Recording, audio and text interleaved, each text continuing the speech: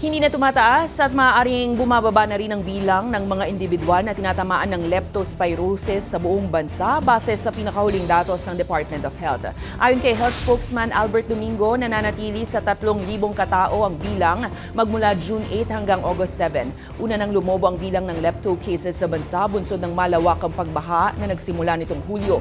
Gayunpaman ayon sa DOH, nananatili pa rin banta sa kalusugan ang leptospirosis, lalo't maraming lugar ang lubog pa rin sa tubig.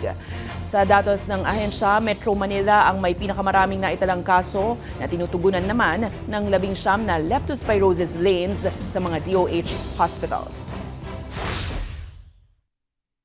Yung nagsimula pa lang yung pagbulusok ng ating mga lepto patients, nasa India sila Pangulo at sila Secretary Ted. No? Ang utos si Secretary Ted, sabi niya, yung mga elective admissions na hindi naman emergency, dinidischarge para magkaroon ng additional na kama.